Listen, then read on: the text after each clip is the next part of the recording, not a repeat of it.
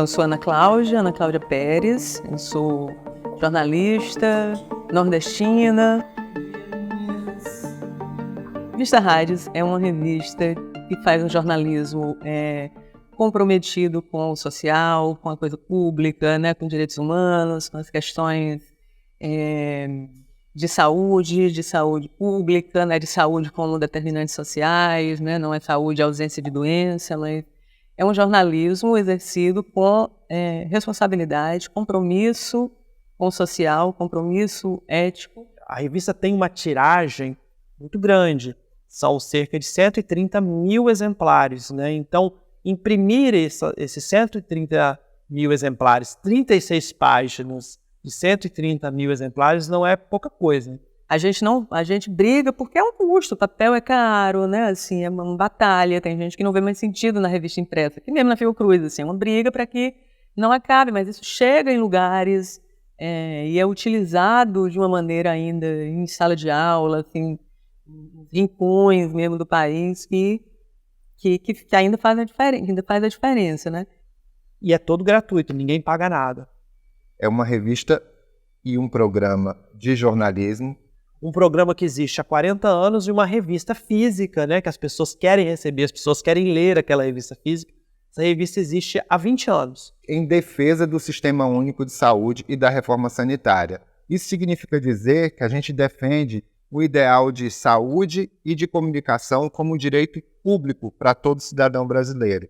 E isso nos compromete a trabalhar com temas e com problemáticas que estão ligadas direta ou indiretamente à saúde. Então, se você fala de saneamento, de política de oferta de trabalho, você fala de políticas públicas para a educação, você fala de igualdade racial, você fala de igualdade de gênero, você fala da luta contra o feminicídio, tudo isso são determinantes de melhores condições de vida da população. Então tem um modo de narrar que eu acho que a gente vem exercitando nos últimos tempos e que tem, de fato, tornado a revista mais atraente para o leitor, né? Assim, no sentido de que a gente quer se aproximar de sujeitos, né? De sujeitos protagonistas de suas histórias, e a gente quer contar essas histórias. E aí não importa se a gente vai estar falando de financiamento do SUS, ou se a gente vai estar falando de uma doença específica, ou se a gente vai estar falando de direitos humanos. A gente tem uma rotina de trabalho independente, autônoma, sempre voltados para essa perspectiva, né, de fortalecer uma comunicação voltada para a cidadania, né, para o direito à saúde, o direito à comunicação. Rádios sempre tenta, em primeiro lugar, enxergar a pauta de saúde de uma forma mais ampla. A gente trata de saúde, a gente não trata de doença.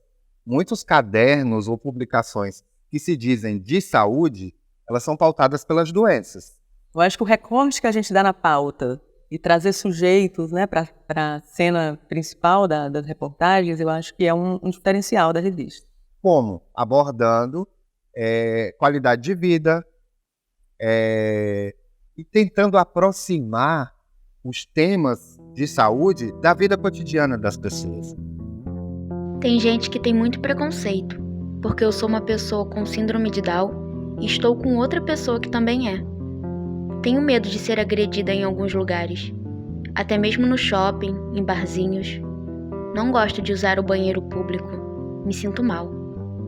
Tem gente que me olha torto. A gente sempre tenta fazer essa interação com o leitor, com a leitora, com o público, né? E, inclusive, nós tentamos acolher sugestões. Diversas matérias que a gente produziu, assim, não saberia nem numerar quantas foram produzidas com base em sugestões de leitores. Para isso, é importante que o protagonista das reportagens não seja o especialista, seja a população usuária das políticas e práticas de saúde. Por exemplo, um caso de uma doença pouco divulgada, que nós mesmos nunca tínhamos ouvido falar, que a narcolepsia é um tipo de doença.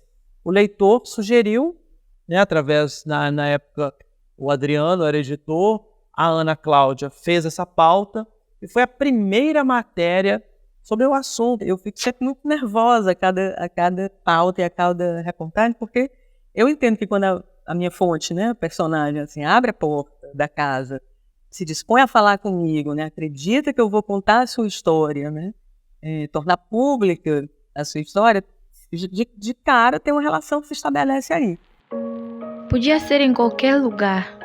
No banco, no trabalho, no mercado, na balada.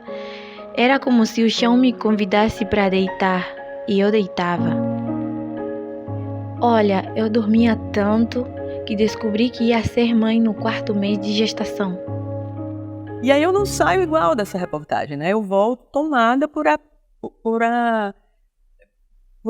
o sofrimento e pelas agruras que ela me contou que ela enfrentava no cotidiano dela por conta dessa condição de saúde, né? As fontes são construídas ao longo do tempo.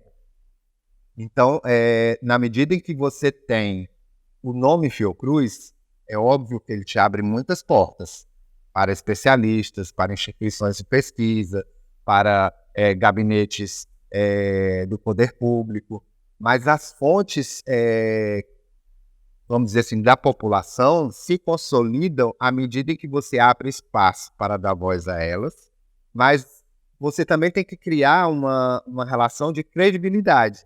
É como se fosse uma amizade mesmo. Você cria amigos numa cidade nova aos poucos. Com o jornalista não é diferente.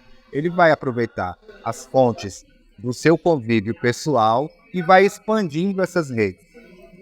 Claro que não dá, a gente não consegue ser totalmente 360, né? O que eu quero dizer com isso? Existe o tempo todo a seleção. A gente tem que fechar a edição, né? Tem um número restrito de pessoas para produzir, então não dá o tempo todo para a gente retratar tudo que acontece, mas a gente tenta, né? Estamos tendo o privilégio e estamos fazendo isso nesse momento, de definir qual vai ser a cara desses produtos multi que a gente agora vai oferecer para o leitor de rádio, né? Assim, não é mais só a revista impressa. Hoje a gente tem um site, mas até então ele vai só abrigando o conteúdo da revista impressa. E agora não mais. A gente está nesse momento discutindo novos formatos, como usar a técnica em favor da gente. Então a gente está criando algumas estratégias para divulgar melhor o bom texto que nós fazemos nas redes. Porque a minha percepção, eu acho que da equipe, é que a gente tem uma boa produção, mas a gente precisa entender um pouco essa lógica do digital para que a gente leve essa produção também para outras mídias. Jornalismo não é só técnica.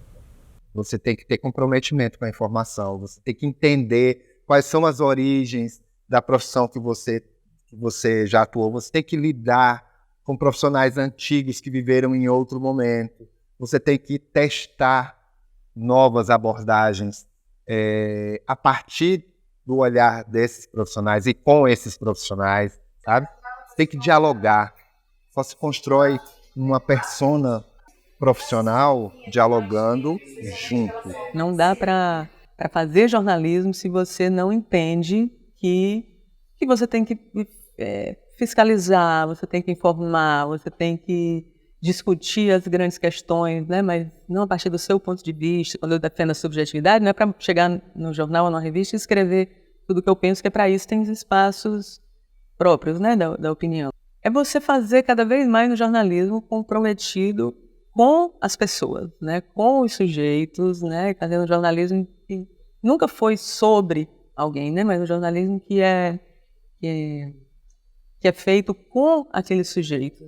Muita gente, né, tem essa visão de que o jornalista é um ser além da realidade. Eu acho que o jornalista está inserido na sua própria realidade, ele sofre os males e os bens do seu tempo. Então a gente é fruto da nossa história. Eu acho que cada um de nós, né, produz aquilo que é resultado do contexto de vida, da maneira como você foi criada a sua trajetória pessoal e profissional. Então eu não vejo o jornalista como um poder ou alguém acima da realidade. Nós estamos inseridos na realidade. Historiadores do momento presente, talvez com menos crítica e mais instantaneidade, mas a gente está escrevendo a história ao mesmo tempo que ela acontece.